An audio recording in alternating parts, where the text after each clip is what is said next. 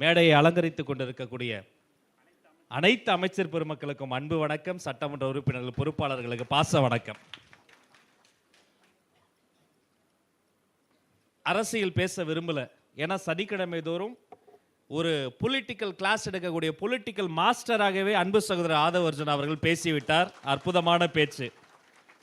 இதெல்லாம் இந்த வீடியோவெல்லாம் நீங்கள் ஆவணமாக எடுத்து நீங்கள் கூர்ந்து பார்க்கணும். தற்கால அரசியல். நான் என்னை குறித்து சில வார்த்தைகள் உங்களோடு பகிர்ந்து, பாசத்திற்குரிய எனது அன்பு சகோதரர் ஜெகநாத் மிஸ்ரா அவர்களை பார்க்கிற பொழுது நெஞ்சமெல்லாம் நிறைந்திருக்கிறது.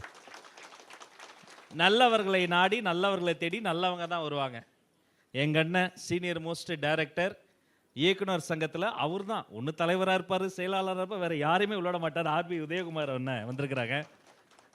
நிறைய அங்கே பாருங்க, எத்தனை பெண்கள், எத்தனை தாய்மார்கள். வணக்கம். அப்படி லட்சுமி கடாட்சமாக உட்காந்துருக்கீங்கம்மா, எல்லாரும் சந்தோஷமா. பத்திரிகையாளர் தம்பி விவேக் ஆனநாதன் வந்திருக்கிறாரு. இதெல்லாம் உங்களுக்கு அதிர்ச்சியாக இருக்கும். திராவிட பள்ளியிலே படித்து கலைஞர் தொலைக்காட்சியிலே வேலை பார்த்த தம்பி. ஆனால் 16 வருஷம் முன்னாடியே என்கிட்ட வந்து, தம்பி ஒரு வணக்கம் சொல்லுங்க, வாங்க வாங்க, நல்லா கைத்தட்டல் தாங்க. 16 வருஷத்துக்கு முன்னாடி நான் வந்து தமிழ் பேச்சு எங்கள் மூச்சு, நான் அந்த விஜய் டிவியில் போனது அண்ணனுக்கு தெரியும். அப்போ இவரும் ஒரு போட்டியாளர். சும்மா சாப்பிடும் போது நான் வம்பிழுப்பேன். அவர் வந்து ஒரு முழு அணில் எங்கள் எல்லாருக்கும் தெரியும். சும்மா அவனுக்கு என்னப்பா எப்போ பார்த்தாலும் நீ வந்து செல்ஃபோன் ஸ்க்ரீன்ஷாட்லலாம் வந்து தளபதி விஜய் ஃபோட்டோவே வச்சுருக்கிற, நீ பெரியார் பேசுகிற, அம்பேத்கர் பேசுகிற, இந்த மாதிரி விஜய் சார் ஃபோட்டோ வச்சுருக்கிறியே தான் சும்மா வம்பிழுக்கிறது, போட்டு பார்க்கறது. பையன் பேசுவான், அவனுக்குள்ளே இருக்கக்கூடிய அணிலை நான் அப்போ தான் பார்ப்பேன். எந்த விஷயங்களை எல்லாம் தந்தை பெரியாரும் அண்ணல் அம்பேத்கரும் சாத்தியமாக்க வேண்டும்னு கனவு கண்டாரோ, அரசியலுக்கு வர்றதுக்கு முன்னாடியே மக்கள் பணி மூலமாக, விஎம்ஐ மூலமாக செய்து கொண்டு இருக்கக்கூடிய மாமனிதர் நான் விஜய்னு சொன்ன ஒரு தம்பி இன்னைக்கு நம்ம கிட்ட வந்திருக்கிறார். இஸ்லாமிய தோழர்கள் வந்திருக்கிறீங்க. வயது வித்தியாசம் இல்லாமல் நீதிபதிகள்ல இருந்து, வக்கீல்கள்ல இருந்து, டாக்டர்கள்ல இருந்து, எங்க அண்ணா கமலக்கண்ணன் வந்திருக்கிறாரு. அங்க பாருங்க, தொழிற்சங்க முன்னோடி. இதே மாதிரி பனையூருக்கு ஒரு நாள் நான் பார்வையாளராக வந்தேன். பின்பு பயிற்சி பட்டறை, எல்லாருக்கும் கிளாஸ் எடுக்கிற ஆசிரியராக வந்தேன். பின்பு பேச்சாளராக என்னை மாற்றினார். பின்பு கொள்கை பரப்பு செயலாளர் ஆக்கினார்.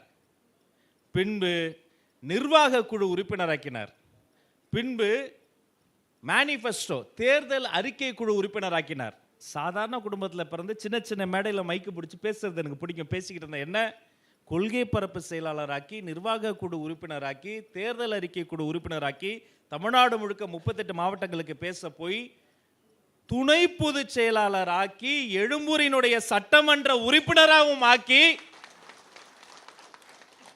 இன்னைக்கு மாண்புமிகு அமைச்சர் ஆக்கியிருக்கிறார்னா, மாண்புமிகு தமிழ்நாடு முதல்வர் சி ஜோசப் விஜய் அவர்களை நம்பியவர்களை கைவிட்டதாக சரித்திரமே இல்லை. உங்க நல்ல காலம் பிறகுதுங்க. இன்றிலிருந்து உங்க வாழ்க்கை மாறப்போது. உங்க தெரு, உங்க வீடு இருக்கிற தெருவுக்கு இன்னைக்கு சாயந்தரம் போகும்போது 10 பேர் போட்டோ எடுக்க வந்து நிற்பாங்க. இனி நீங்க வீட்டில் நிம்மதியா இருக்கவே முடியாது. எல்லா நிறைகுறைக்கும் உங்ககிட்ட தான் வருவாங்க. மக்கள் கொண்டாட போகிற மாபெரும் தலைவர்களாக இந்த நொடி முதல், பனையூரை விதித்த இந்த நொடி முதல் நீங்க மாற போறீங்க. உங்களுக்கு உண்டான மரியாதை எல்லாமே எங்க அண்ணன் தருவாரு.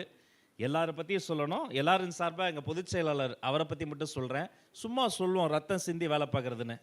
கோயம்புத்தூரில் பாகமுகர்கள் மாநாடு, 10,000 பேர் அங்கே வந்துட்டாங்க. நாங்கள் எல்லாரும் அங்கே இருக்கிறோம். எங்கள் பாச தலைவர் விமான நிலையத்திலேருந்து வராரு. ஏர்போர்ட்டில் சரியாக ஒத்துழைப்பு இல்லை. என்ன பெருசாக பாதுகாப்பு, அதெல்லாம் ஒன்றும் இல்லை. அவர்னா அமைச்சரா, அவர்னா ஆட்சியை பிடிச்சிட்டாரா? நாங்கள் விமான நிலையமா விஜய் நிலையமா என்று மாறுகிற அளவுக்கு விமான நிலையம் சுத்தி பொதுமக்கள், தாய்மார்கள் கூடி நின்றார்கள். அவர் வர்றதுக்குள்ள இங்க எல்லாரும் என்ன உட்காரணுமே, லேடிஸ் இருக்காங்களே, பெண்கள் இருக்காங்களேன்னு ஓடி ஓடி தாவி குதிச்சு ஓடி ஒரு இரும்பு கம்பி அவர் தொடையில குத்திருச்சு. எப்பவுமே மனுஷன் வந்து ஒயிட் அண்ட் ஒயிட்ல தான் இருப்பாப்ல. அந்த வெள்ளை பேண்ட்ல ரத்தம் கொட்டுது. எங்களுக்கு என்ன பண்றதுன்னு தெரியல. ஆம்புலன்ஸ்லாம் வச்சிருந்தோம், ஆம்புலன்ஸ்லாம் கொண்டு வரோம். சடார்னு ஒரு கர்ச்சீப்பு துணி எடுத்து கட்டிட்டு, அதுக்கு மேலேயும் வருது, இன்னொரு கர்ச்சீப்பு கட்டிட்டு கத்துறாரு, திட்டுறாரு, ஓடுறாரு. அடுத்த 8 மணி நேரம் நிகழ்ச்சி நடத்தி தலைவரை பத்திரமா திருப்பி விமான நிலையம் அனுப்பி, வந்த லேடிஸை எல்லாம் சாப்பிட சொல்லி பத்திரமா வீட்டுக்கு போயிட்டு வாங்கன்னு 10 பேர்கிட்ட மனு அனுப்பி இரவு 10 மணிக்கு மேலே தான் நாங்கள் வற்புறுத்தி மருத்துவமனைக்கு வந்தார். எடுத்த கடமையை ரத்தம் சிந்தி உழைக்கக்கூடிய உழைப்பாளிகளினுடைய கூட்டம் தமிழக வெற்றி கழகம். சேமித்தவர் எவ்வளோன்னு இருக்குடி ஆதவ் சாருக்கு. அவர் நினச்சிருந்தா செல்வ செழிப்பில் நிம்மதியாக வாழ்ந்திருக்கலாம். ஆனால் எல்லாத்தையும் விட நான் நிம்மதியாக வாழணுங்கிறத விட நம்மளை நம்பியிருக்கக்கூடிய மக்கள் எல்லாரும் நிம்மதியாக வாழணும்னு நினைக்கக்கூடிய ஒரு கட்சி தமிழக வெற்றி கழகம். அதற்காக 1000 கல்லடி சொல்லடிகளை தாங்கி நிற்கிறோம். இப்போ எங்கள் சீனியர் எங்களுடைய மாண்புமிகு அமைச்சர் உணவுத்துறை அமைச்சர் இருக்கிறாரு. இப்போ எங்களுடைய நோக்கம் ஒன்று தான், நல்லவங்க கிட்ட நல்லவங்க தேடி வரும் பொழுது அவங்கள அரவணைக்கணும். இதே பனையூரில் பல வாட்டி போன வாரம் வரைக்கும் திடீர்னு யாரோ ஒருத்தங்க வந்துட்டாங்கன்னா அவங்கள உட்கார சொல்லிட்டு நாங்கள் கீழே போய் நின்றுவோம். எந்த ஈகமும் கிடையாது. என்ன சொல்லுவாங்க, என்னப்பா நீ அமைச்சர் ஆகிட்ட நீ போய் கீழே நிற்கிறேங்க. நான் அமைச்சர் ஆகிட்டேன்னா யார் ஆக்குனதுங்க?